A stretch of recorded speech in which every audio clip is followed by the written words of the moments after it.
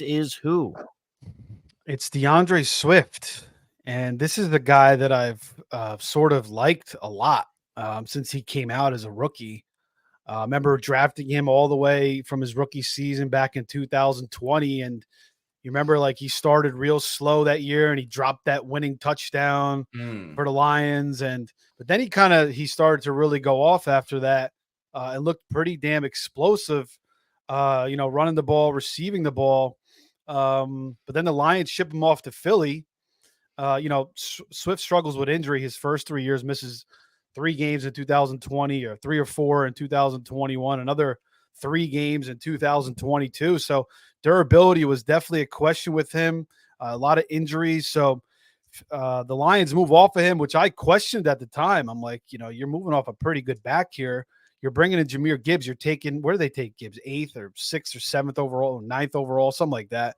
Early in the first round, I was like, wow. I mean, that's pretty crazy. But then as I watched the two players last year, I kind of understand what the Lions are doing. Jahmyr Gibbs is just pound for pound a better runner, especially in between the tackles. And he's, a better receiver, in my opinion, in some ways too. So I think the Lions made the right choice there. Now he's on his third team. He's now with the Chicago Bears. So he went from the Lions, went to the Eagles. The Eagles only kept him 1 year. They bring in Saquon. Obviously Saquon's an upgrade, but they moved on from him pretty fast as well.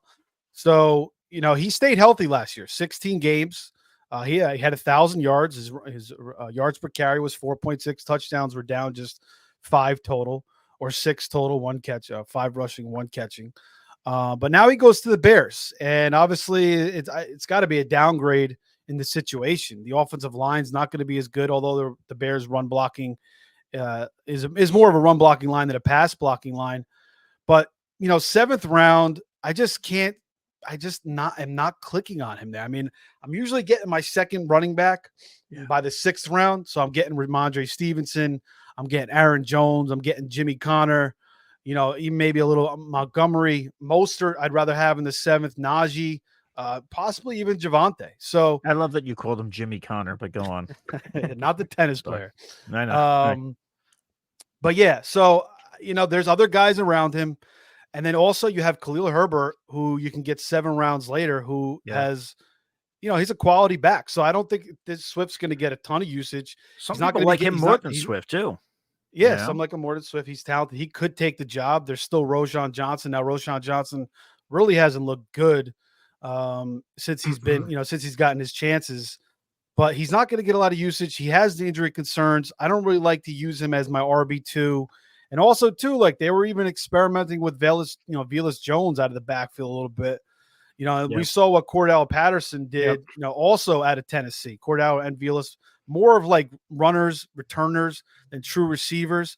So that's possible. That's something that could be utilized. I still have questions about Caleb, new offensive coordinator, injury concerns. So I don't feel secure taking DeAndre Swift in that 7th round.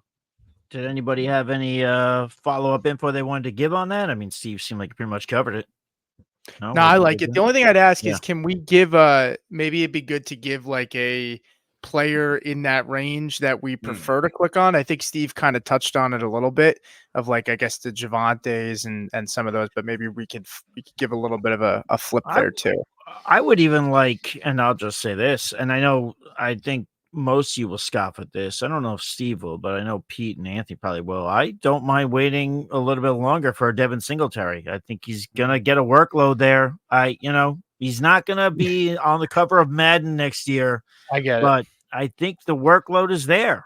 And it's in the range of outcomes that they finished the same. And yes, there's rookies there. Sure. Can those rookies take a hold of the backfield? Sure, they could. But Devin Singletary is also a Brian Daboll guy, and I know it's boring to people, but I think that might just work.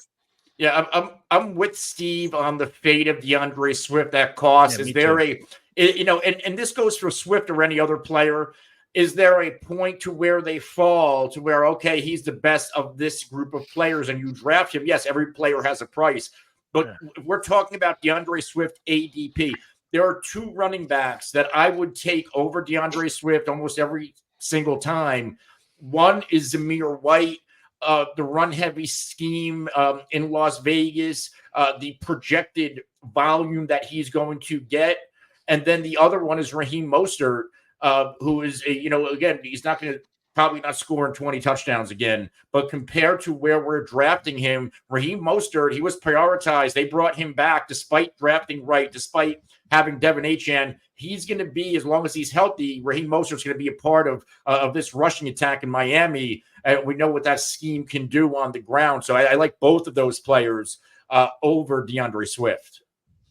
I think Khalil Herbert too. Like I think he's super underrated. I think he has a chance to be the best running back in that room too. Yep.